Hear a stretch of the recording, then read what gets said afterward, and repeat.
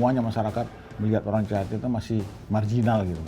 Itu yang selama ini kita kejar agar kemarginalan itu tidak dilihat lagi. Kemarginalan itu dibuang dan disetarakan sekarang ini. Dan sekarang udah bisa kita setarakan dan harga kita dengan yang non-difabel udah sama sekarang ini. Itu yang kita kejar karena kita berbicara olahraga prestasi.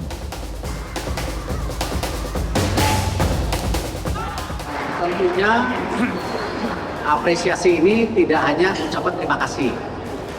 Ya, kita akan mendorong, mengharapkan segeranya ada keputusan ya supaya tadi apresiasi yang diberikan dari pemerintah ini bisa mulai menjadi tabungan buat masa depan tentu para atlet.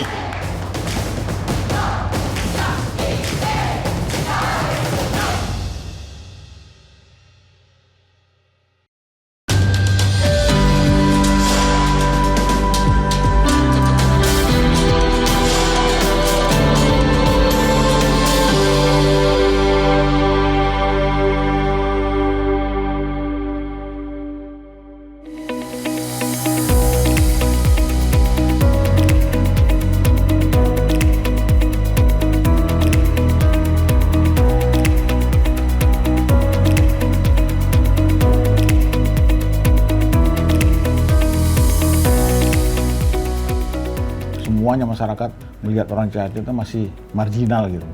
Itu yang selama ini kita kejar agar kemarginalan itu tidak dilihat lagi. Kemarginalan itu dibuang dan disetarakan sekarang ini. Dan sekarang udah bisa kita setarakan dan harga kita dengan yang non-difabel udah sama sekarang ini. Itu yang kita kejar karena kita berbicara olahraga prestasi. Perkembangan atlet Indonesia saat ini sangat signifikan. Berkat sistem pembinaan yang lebih struktural, peningkatan tidak hanya terjadi pada aspek kualitas jumlah atlet, tetapi juga pada kualitas performa yang didukung oleh penerapan sport science, nutrisi yang terukur, dan fasilitas latihan yang aksesibel.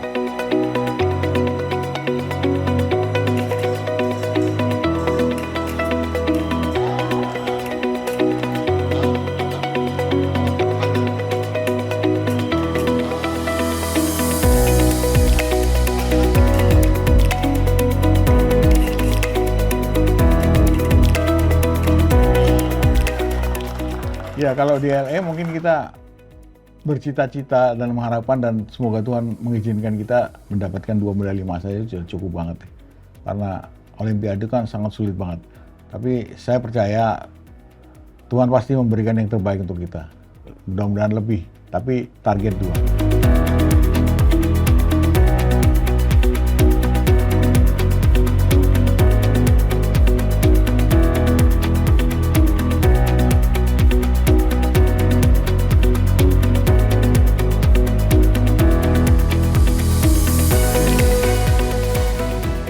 Sekarang ini kan kita lagi mengadakan pendobrak batas itu tadi. Pendobrak batas kita turun ke daerah. Kita suruh mereka mengumpulkan seluruh masyarakat difabel. Kita lihat setiap insan difabel itu apa yang dia maui dan postur tubuhnya seperti apa, pas di mana ini postur tubuh dan lain-lain. Dan kita klasifikasi ya, untuk ini dapat masuk ke klasifikasi apa. Soalnya olahraga penyandang disabilitas itu kan harus diklasifikasi nih. Sesuai dengan kecatatannya, baru diadu.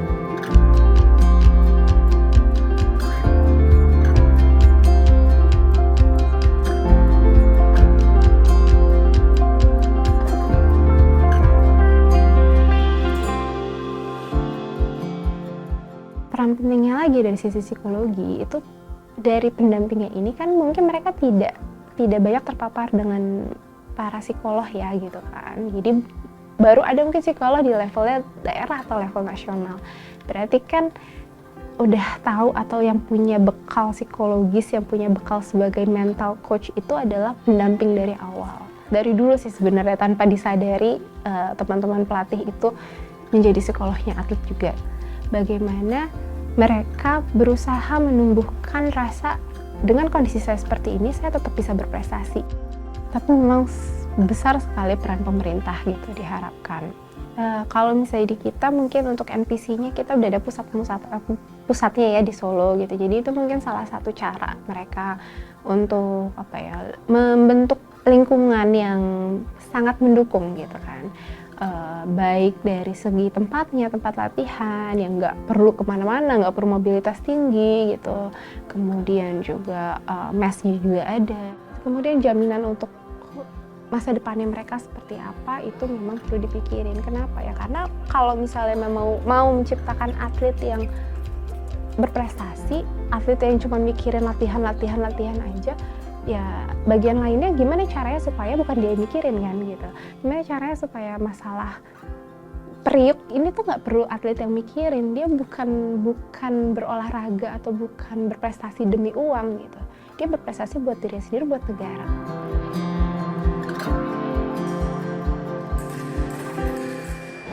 Pemerintah tentu tidak membedakan yang namanya dukungan fasilitas kepada seluruh kegiatan NPC. Kami juga dari Kemenpora tadi saya sudah sampaikan sangat apresiasi ya kepada NPC, para atlet, chief division, pelatih dengan prestasi yang sudah digapai 135 emas ya. Dan tentunya apresiasi ini tidak hanya ucapan terima kasih ya, kita akan mendorong, mengharapkan segeranya ada keputusan ya supaya tadi apresiasi yang diberikan dari pemerintah ini bisa mulai menjadi tabungan buat masa depan tentu para atlet. Dan nanti kita juga akan mendampingi ya financial literasi ya supaya mereka bisa menabung dan melakukan hal-hal yang lain untuk masa depan mereka. Saya alhamdulillah banget bersyukur banget dengan kehidupan sekarang, Mbak. Dari dulu, daripada dulu ya. Kalau dulu kan saya penjualan, jualannya orang, jualan mie ayam keliling. Sekarang alhamdulillah saya bisa beli ini, beli itu. Saya bisa punya ini, punya itu. Sesuai lah, alhamdulillah banget. Saya bersyukur banget.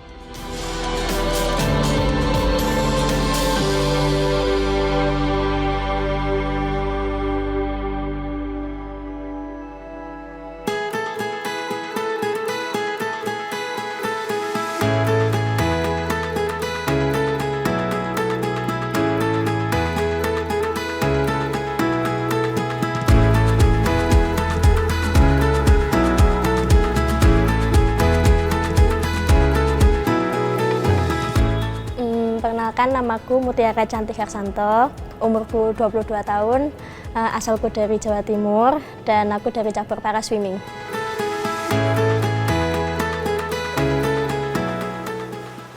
Awal mulanya itu ikut pertandingannya yang antar kecamatan dulu. Antar kecamatan buat O2SN waktu itu, ya tingkat SD, O2SN. Waktu itu sama yang atlet-atlet yang non-disabilitas maksudnya. Dan waktu itu mungkin agak sedikit minder ya karena ngerasa berbeda dari fisiknya, tapi waktu itu juga tetap berenang aja, maksudku nggak ada kayak grogi atau apa, mungkin cuman pas awal-awal aja kayak grogi gitu, terus habis itu terbiasa aja. Ya dari orang tua, karena orang tua tuh waktu aku kecil tuh nggak pernah kayak nyembunyiin atau ngebeda-bedain tuh nggak pernah, malah justru orang tua aku yang kayak apa ya, kadang tuh kayak mungkin dari naluri aku tuh kayak ngelihat aku beda tuh kayak selalu nutupin tanganku, tapi sama orang tua aku selalu dinaikin terus, kayak malah sering banget dibeliin bajunya tuh yang lengan pendek terus, jadinya ya nggak bisa ditutupin lagi, ya dah terus akhirnya pede aja gitu.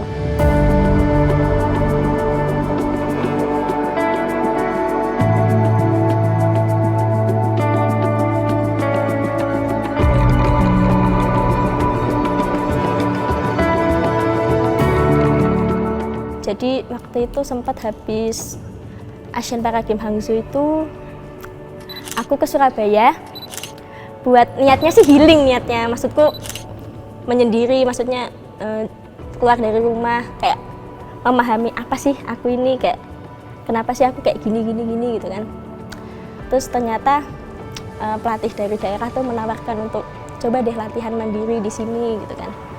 Dan ternyata ketika aku menjalani latihan mandiri yang di Surabaya itu, aku mulai nemuin diriku yang sekarang. Mulai lagi ada kayak spark untuk mau berenang lagi, mau ngejar target lagi, kayak gitu.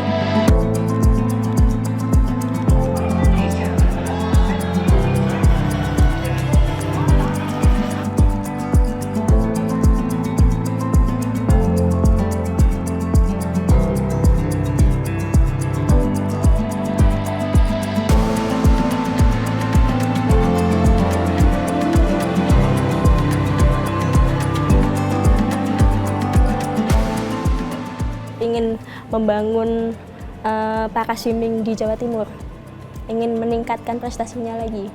Karena kan perenang para swimnya di Jawa Timur masih sedikit. Aku ingin menambah lagi, ingin melahirkan mutiara-mutiara yang lain.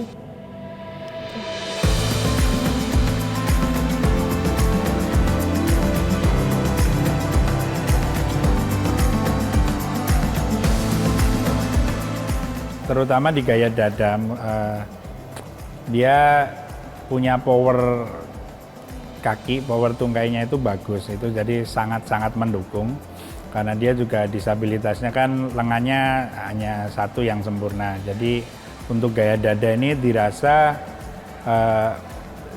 cocok untuk dia mengejar limit untuk sampai ke level tertinggi gitu. Kalau saya sih mudah aja karena juga cantik itu, mutiara cantik itu juga komunikasinya bagus. Jadi tidak perlu yang bertele-tele kalau kasih arahan ke dia gitu. Dia langsung ngerti kok. Ya sudah cukup dewasa walaupun usianya masih muda.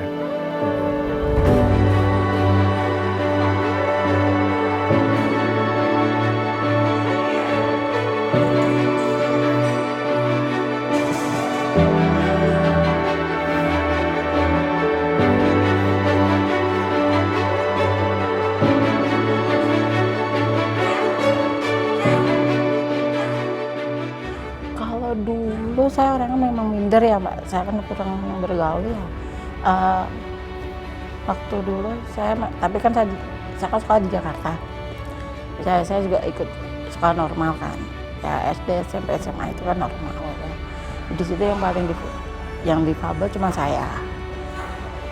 Awalnya sih minder, tapi lama-lama yang karena udah terbiasa kan, ya kita hadapi. Udah biasa. Saya alhamdulillah banget bersyukur banget dengan kehidupan sekarang Mbak, daripada dulu ya. Kalau dulu kan saya penjualan ya, jualannya orang, jualan mie ayam keliling. Sekarang alhamdulillah saya bisa beli ini beli itu, saya bisa punya ini punya itu, sesuai lah. Alhamdulillah banget, saya bersyukur banget. 2015 di Kejurnas di Solo waktu itu dapat emas. Kemudian 2016 Peparnas di Jawa Barat dapat emas. Kemudian 2017 di Malaysia APG ya. Itu saya pertama kali di keluar negeri itu Malaysia dapat perak. Nah, kemudian diikut APG Asia di Jakarta dapat perak. Terus APG Solo, Kamboja itu dapat emas, terus di Hangzhou dapat perak yang Asia, kemarin dapat emas lagi di Thailand. Yang keinginan saya untuk sebelum saya untuk berhenti jadi atlet ya, saya ingin banget ikut di doa saya ingin lolos di Los Angeles, lolos ya, dan keinginan saya insya Allah semoga saya bisa apapun medalinya, saya ingin sekali di situ untuk terakhir kali saya. Itu kan saya usia juga udah tua juga ya, udah 40 ke atas kayak gitu. Kan mungkin itu kesempatan di Olimpiade terakhir buat saya itu.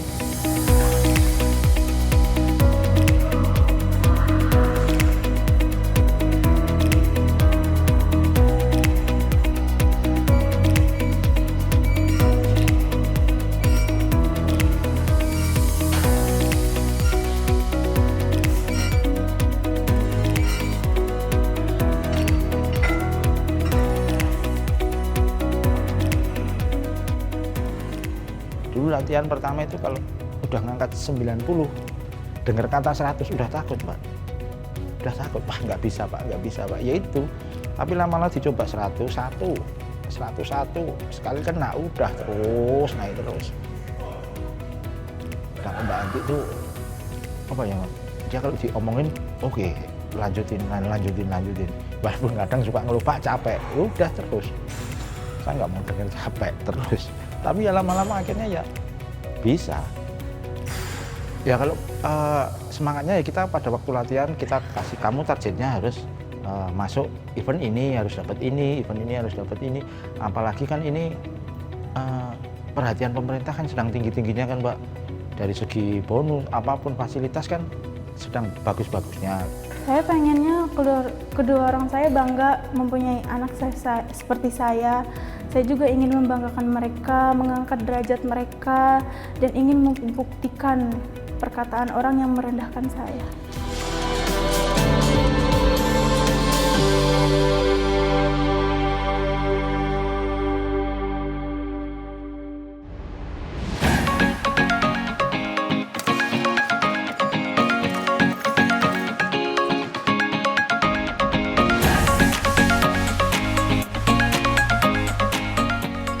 Tujuan dari kita mendirikan sekolah khusus olahragawan khusus difabel adalah bagaimana kita menyiapkan wadah-wadah atlet-atlet junior kita untuk kita persiapkan menjadi atlet-atlet terbaik di tingkat nasional maupun internasional dalam rangka untuk mengikuti kejuaraan-kejuaraan difabel baik untuk single event internasional maupun multi event internasional.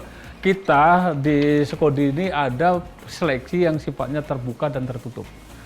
Kalau yang sifatnya terbuka adalah kita umumkan di media massa secara terbuka dan kita sampaikan, kita informasikan secara masif, baik itu di Dinas Pemuda Olahraga Provinsi seluruh Indonesia, baik itu nanti ke NPCI di seluruh Indonesia, baik itu di kabupaten, kota maupun provinsi dan MPCI pusat. Agar nanti hampir semua atlet-atlet, calon-calon atlet kita itu bisa mendaftar.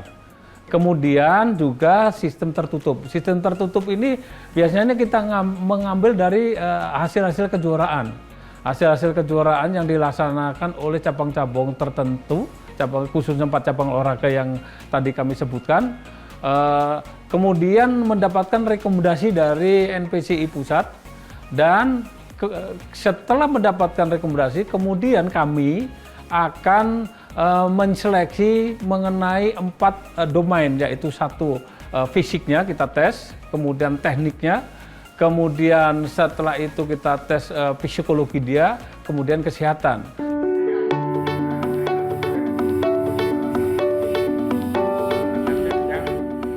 Pembinaan atau ekosistem pembinaan yang di disabilitas ini mudah-mudahan juga nanti juga sama dengan yang di Able ya.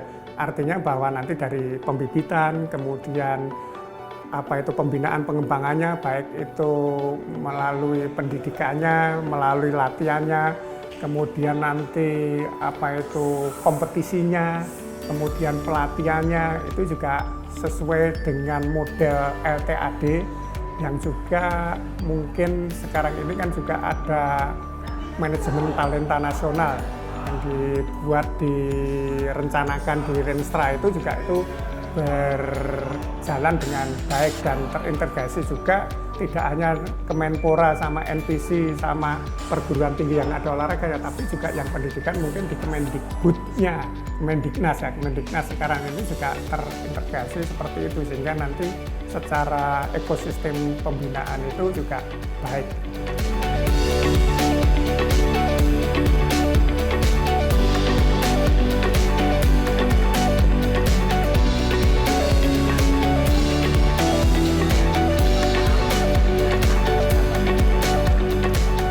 Kalau tidak disentralkan, kalau tidak ada SOD, tentunya untuk pembinaan atlet pemula menuju atlet prestasi itu sangat sulit.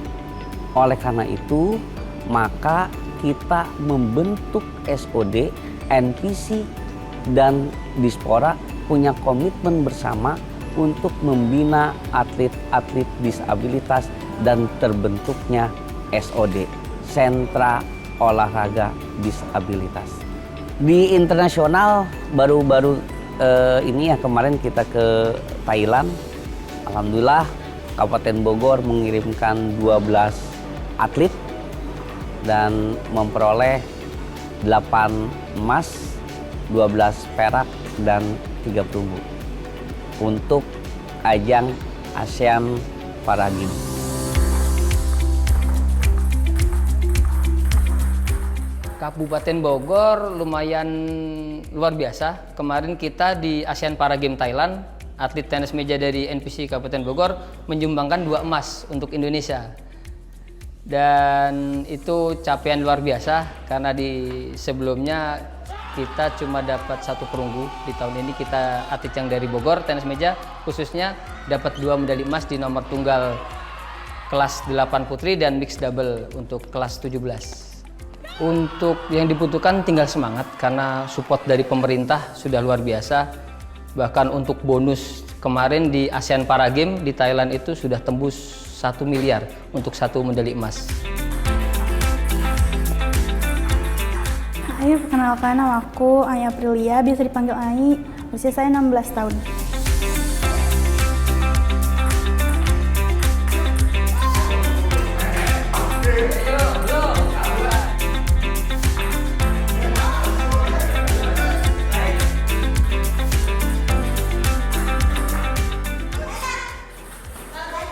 Awal mula tahun 2024 ada pencarian atlet di seluruh Kabupaten Bogor.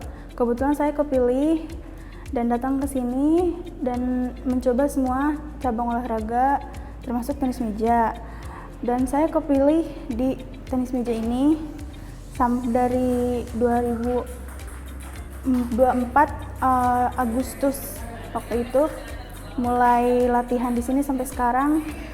Sampai yang awalnya tidak tertarik dengan cabur ini, ada rasa tertarik dan rasa nyaman.